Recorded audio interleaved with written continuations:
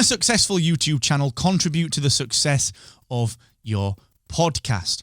It's something that I'm really interested in. It's something that as the podcasting medium becomes bigger and bigger and bigger and busier and busier and busier, it's something that you should care about as well. But is there any truth to the matter when it comes to YouTube and podcasting being related? Let's dig into that here in just 1 second. But before I do that, just a quick reminder that we have a fantastic podcast marketing tutorial available over at captivate.fm/marketing. If you haven't read it, if you haven't taken action based on it, then you are leaving listeners and downloads on the table. So please go and check that out at captivate.fm/marketing. One of the finest ways to build your audience is by being available in search results. And we've talked about SEO, we've talked about search engine optimization, and the importance of Google and the other search engines out there. And the importance of them is not to be understated. You know that. You know that already because you use Google for everything. I've got no doubt we all do. But did you know that YouTube is actually the second biggest search engine on the planet? And guess what? It's owned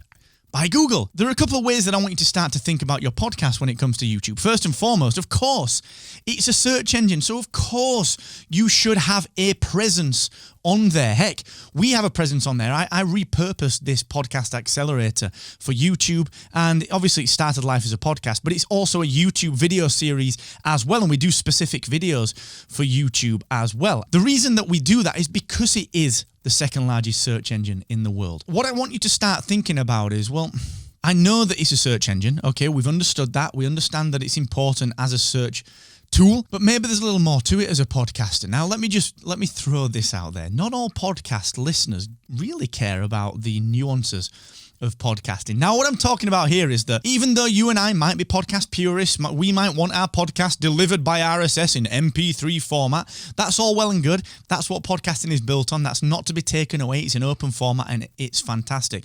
But let's assume that you're my mum. She doesn't really care whether or not she gets her on-demand audio via an RSS feed and delivered as an MP3 file. All she wants to do is find it and listen to it and watch it and consume it. And the point that I'm getting to here is that a podcast, it takes its name from the RSS syndication. It takes its name from the iPod back in the day, but it's evolved past that. It's now just on-demand content, much like Netflix is and Prime Video and Hulu and Disney Plus, and of course, YouTube. If you aren't on YouTube, you're probably leaving a really large portion of your audience on the table because there'll be a lot of people that love what you do. They really want to listen to what you're talking about and what you're saying and what you're going through and all that good stuff that you're doing, but they might not want to dig around in their podcast app. Heck, they might not even know what a podcast is. So there is a reason that people like Jordan Harbinger and Joe Rogan film their show. There's a reason they turn it into actual video content. And I am going to talk about this on the next episode of the Accelerator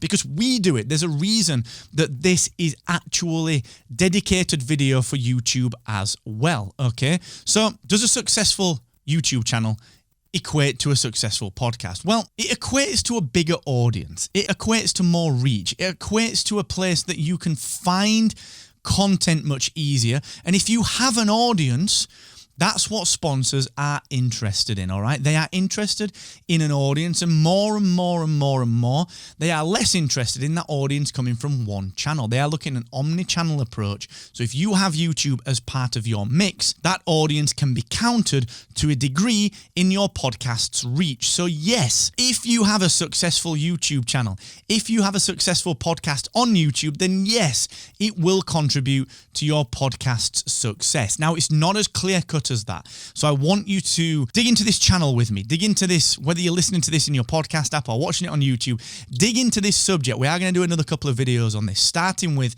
how we repurpose the Podcast Accelerator for YouTube and specifically the nuances and differences that we found when we started doing that, because I think it's important that you know them. I believe you should have a YouTube channel for your podcast if you have the bandwidth to do it. So think about that. Let me know if you need a hand. Hit me up on Twitter or in the comments. I'm on Mr. Asquith on every social platform. Hit me up on that and let's chat. And here's to your podcasting success. All right. We are here to help. Let me know what I can do.